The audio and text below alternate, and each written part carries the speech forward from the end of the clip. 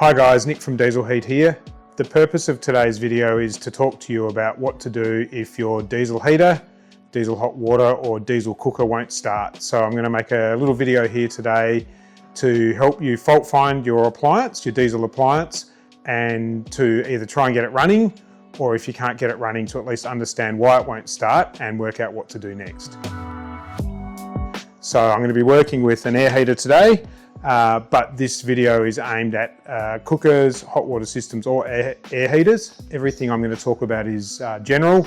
And so without further ado, let's get on and work out what to do if our diesel appliance won't start. So if your diesel appliance won't start, the first thing you should do is get onto the controller and see if you can retrieve some fault codes. So there's lots of different equipment out there, lots of different appliances. They all have different controllers. And if you're getting power to your controller and when you press the button it's lighting up and turning on, then you need to get into that controller, retrieve the fault codes and see what they tell you.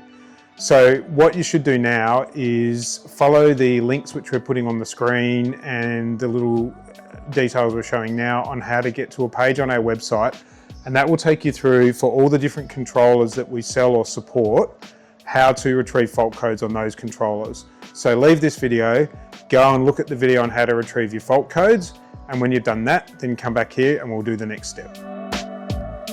If you go to start your heater and the controller's dead, so the screen won't light up or no lights are flashing and you can't get it to do anything, you really need to determine whether in fact the controller's getting power, or if it's getting power and it's not working, obviously then it might have some sort of problem. So to check if the controller's getting power, the most likely thing, if it's not getting power, is going to be that you've got a fuse problem. Just from experience, we know quite often fuses can shake and rattle, they can crack, they can give up the ghost for no apparent reason. And so get in and start looking for the fuse that supplies the power to your heater or to the controller on your heater. For example, this is an Eberspacher fuse container.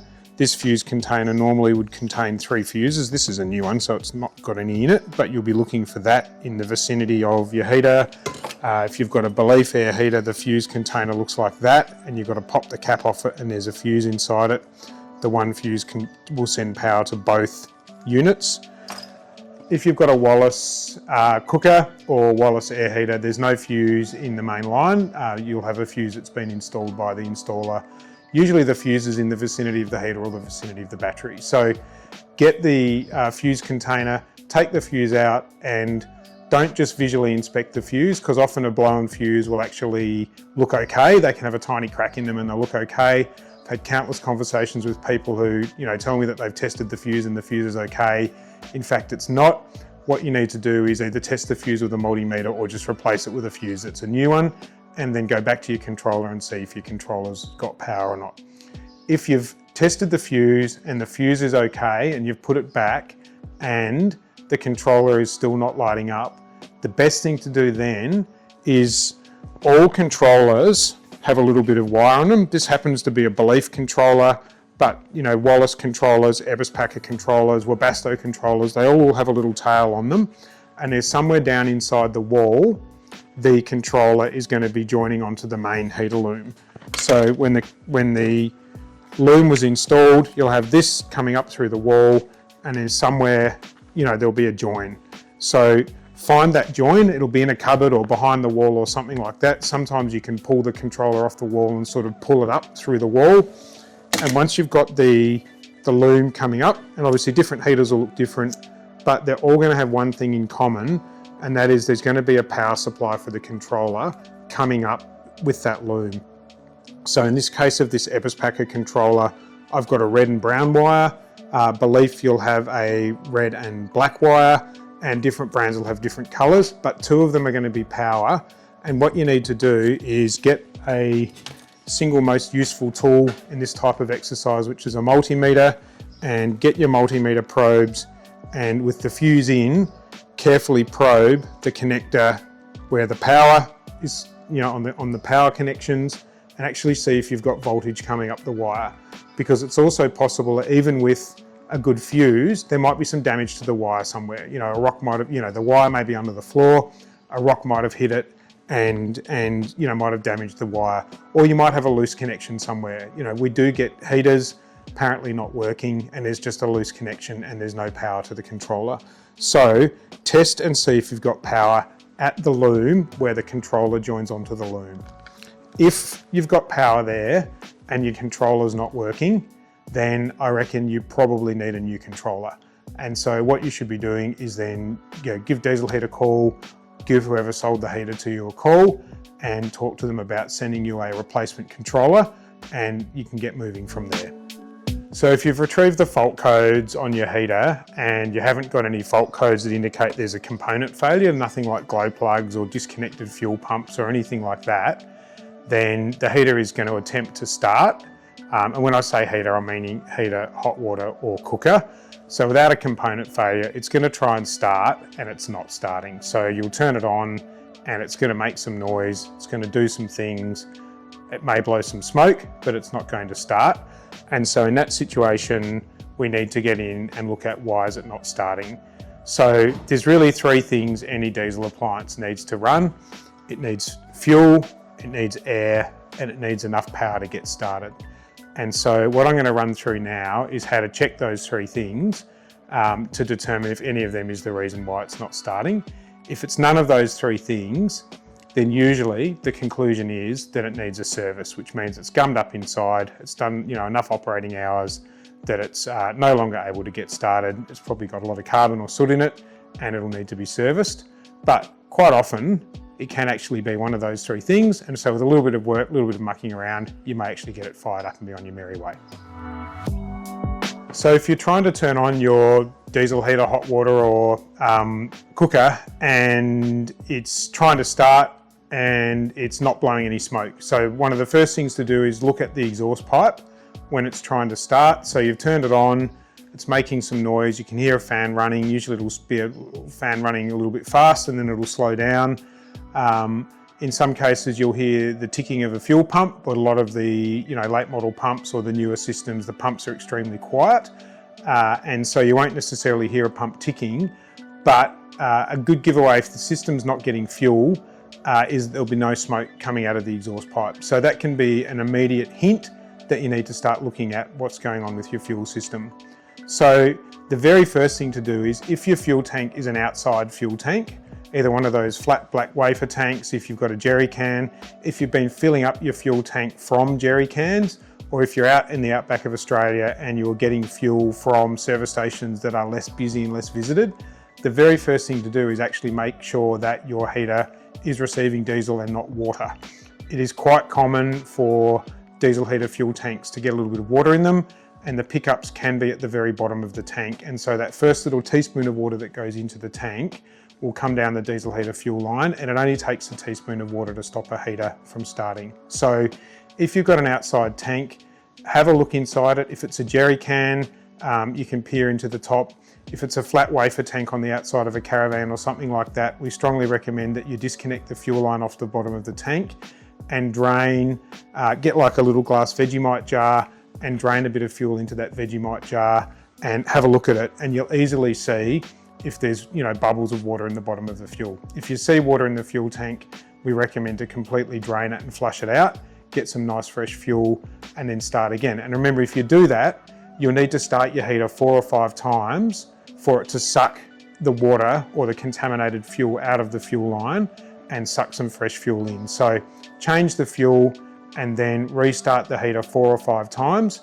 Each restart takes sort of 3 or 4 minutes. And so you'll turn it on, it'll try and start twice over sort of 3 or 4 minutes, and then it'll sort of go to sleep and stop.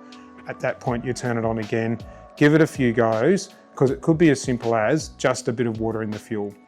If you've done all that and you're sure that your fuel is fuel, the next thing to do is to start to look at whether in fact the fuel pump on your heater is pumping the fuel through to the diesel appliance.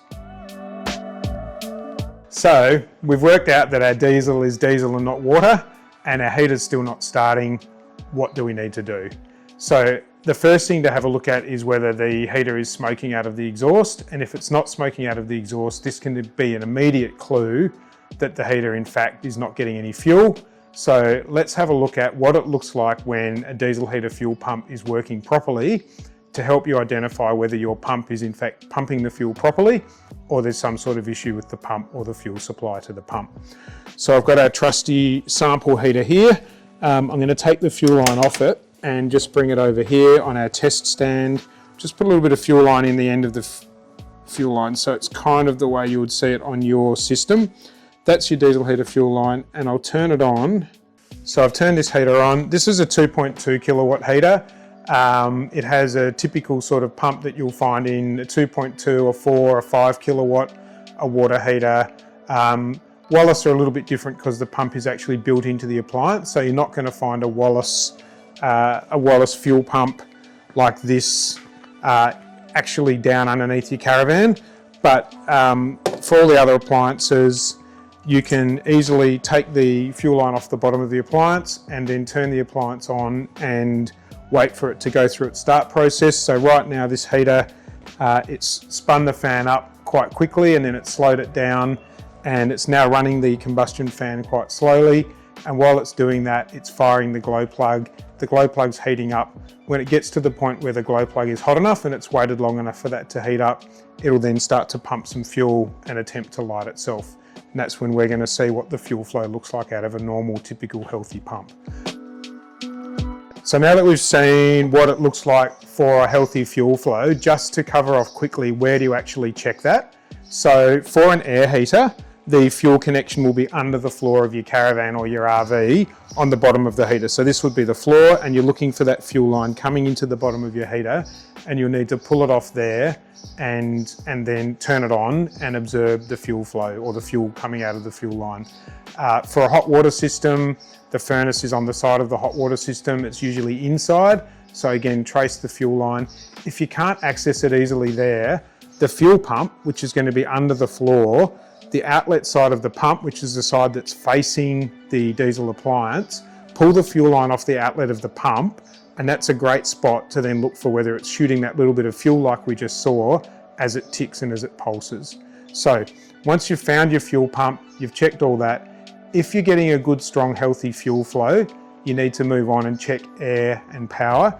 If you're not getting a good, strong, healthy fuel flow, then you need to sort out, why is this pump not pumping? So now we're going to work our way back along the fuel line to try and work out what's going on. So very first thing to check next is fuel filter. You should have a fuel filter somewhere on the inlet side of your fuel pump. A fuel filter is just going to be a little plastic filter. It'll be with a couple of rubber joiners in the fuel line, and if it looks cloudy or dirty or disgusting, that's a pretty sure sign that it could be clogged. The other place that there is a filter, any Eberspacher system and a lot of our belief systems, the fuel pump itself has a filter on the inlet of the pump. So this little nut, which is a 17mm nut on the inlet of the pump, and then there's a 12mm flat spot on the barrel of the pump, you can undo this nut, and inside the pump is a little baby filter. That is a really common one to clog up on the Eberspacher kits because a lot of them don't include a pre-filter upstream. So if you've got an Eberspacher water heater or air heater and it's trying to start and it's giving fuel errors and there's no pre-filter, the first thing to do is to check the filter inside the pump. For pumps that don't have a filter and the pre-filter looks good, the next thing to do is to take the fuel line off the inlet side of the pump and then see if the fuel tank is above the inlet of the pump, you should get fuel draining freely out of the fuel line. If the fuel tank is not above the inlet of the pump, then there won't be a gravity feed of fuel down to the pump. The pump will be sucking the fuel. So in that case, you're going to have to get something like a little bit of compressed air or a bike pump or something like that and blow through the fuel line and see whether the fuel line is open, allowing the fuel to flow. Another thing you can do at this point in time is, if you don't want to try and blow through your fuel line, is get another piece of fuel line, just a little short piece, connect it to the inlet of the pump and just get like a little jam jar of diesel and try and start your diesel heater with a different fuel source. Because if you're suspecting that you've got a blocked fuel line or there's some issue with the fuel in the tank, trying to start the heater with a different fuel source can be a great way to see whether in fact the issue lies with the tank or the connections or something like that. as opposed to the pump. If you've tried and the pump's not pumping, you reckon you've got free flowing fuel into the pump from the tank, i.e. there's a gravity feed from your tank down to the pump and the fuel will drip out of the fuel line as it comes into the pump, or you've tried to use the pump with a different fuel source, and after doing all that, when the heater tries to start, you're not getting fuel flow out of the pump, then you need to be looking for a replacement pump, because you've pretty much tested that pump in any possible way and it's not pumping, and so it's time to look for a replacement pump. If it's an air heater, it will have an exhaust system and an air intake under the floor. A water heater, the air intake will normally be inside, and so it's not usually such a candidate for being blocked. Wireless, completely different story. But what we should be doing now is saying, righto, let's make sure this heater's getting air. So get in underneath your camper, undo the clamp, and obviously this is a demo so it's not clamped on. Remove your exhaust system, because wasps love these little apertures where the exhaust comes out, or globs of mud as you're driving along and so on and so forth can block them up. So what you need to do is get your exhaust system, that's the muffler, take it apart. Don't just assume that it's clear.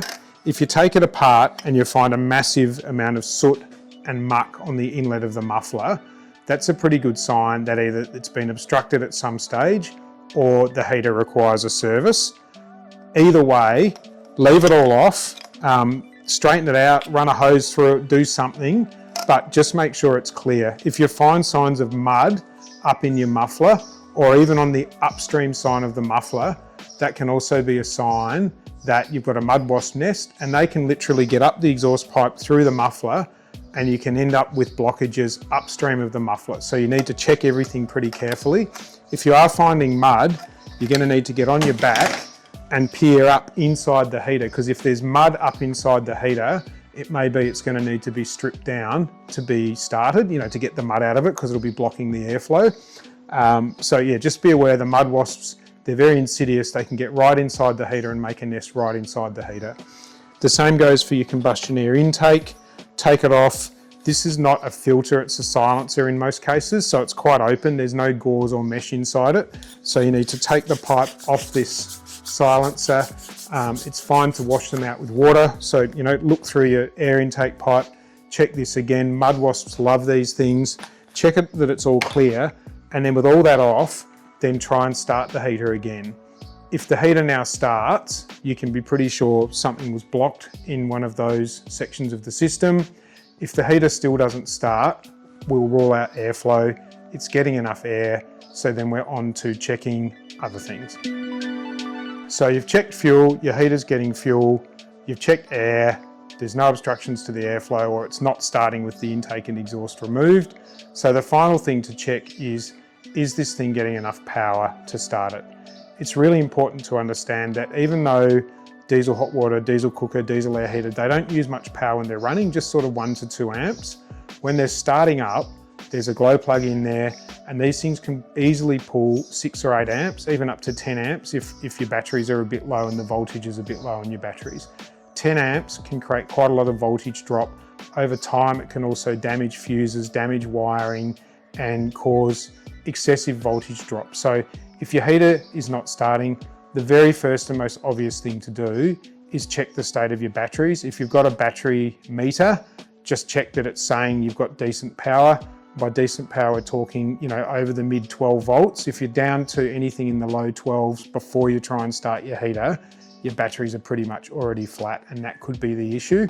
If you've got over 12.5 volts, ideally up around 13 volts at your battery, then what you need to do is turn on the heater and observe and see what the battery voltage does as the heater's trying to start. So in this case here, we're going to turn on the heater and watch the voltage on our little voltmeter on our service panel here, and you'll be able to see as we turn on the heater and the glow plug comes on, even though we've got like a massive bank of batteries under the desk, we've got a big Victron battery charger, we're still going to see a little drop in the battery voltage as the heater glow plug kicks in. That's quite normal, but what we're looking for is to make sure that voltage drop is not excessive. So do that. If that's all looking good, all right, we've got plenty of power in the batteries, do we have enough power at the heater? So the next thing we're going to need to do is get back out our trusty multimeter, set it up to measure voltage, and then what we want to try and do is take a voltage reading at the heater as it tries to start. So typically you're going to need 2 people to do this, because you're going to need one person to get these multimeter probes, which are sharp on the end for a reason. They're designed to poke through the plastic insulation on electrical cables so you can measure voltage. So one of you is going to measure the voltage at the point where the heater plugs into the rest of the loom, which on this particular heater is this big plug here. So I've got a red and a brown wire, they're the 2 fat wires. And we're going to take a voltage reading there and then turn the heater on. And that's why you need 2 people, because one person has to hold the multimeter probes into the wires, the other person turns it on, and then we're going to watch the voltage as the heater starts, and we'll see that as the glow plug comes on, the voltage will drop. What we're looking for again is half, maybe 0.8 of a volt drop, which is just power loss through a normal wiring loom. What we're looking to avoid is for that voltage to be dropping significantly. If you do this and the voltage is dropping, anything that starts with an 11 is getting pretty marginal. A good quality new heater will still start on 11 volts, but anything below that, it could easily be the cause of the heater not starting, particularly if the weather's cold, the diesel's cold, and it's harder to ignite. So we've turned the heater on. You can see the voltage is 13.1 volts on our test panel, and it just dropped down to 12.5, 12.4, 12.3. So the glow plug has come on and it's loading up our electrical system down to 12.2, 12.1. And as the glow plug heats up and starts using a little bit less power, we can then see that voltage recover. So that's what you're looking to do. If the voltage drops down in the, the 10s or 11s, then there's some sort of issue with your batteries, and the heater is not going to be getting enough power to start. All right, so we've been through and we've checked our heater hasn't got any fault codes saying we've got component failure. We have checked that it's getting fuel, the fuel pump's pumping and there's plenty of fuel going into the heater. We've taken off the intake and the exhaust, and we haven't managed to start the heater with them removed. We haven't found a big wasp nest inside them or anything like that. And then we've also checked that the heater's getting plenty of power, checked the batteries are good, we've checked the power at the heater itself, so there's no wiring issues between the batteries and the heater. If you've done all that and your heater, hot water or cooker still won't start, chances are it's ready for a service. Another great indication, as I did mention in the video, is at this point in time, heaters that need a service will often have quite a lot of soot around the exhaust, because what happens is as they're used, soot builds up inside the combustion chamber. That soot then slowly starts to interfere with the combustion more and more, till eventually they just spiral downhill and they clag up. And it's quite normal for a diesel appliance that it then needs to be serviced. So at that point in time, you need to either decide to service it yourself, or you can send it to Dieselheat and we can service it for you. We have a full range of spare parts and we do run a proper service workshop here, as you can see. So, at this point in time, it might be good to contact us and talk about the options to get your gear up and running again. Cheers.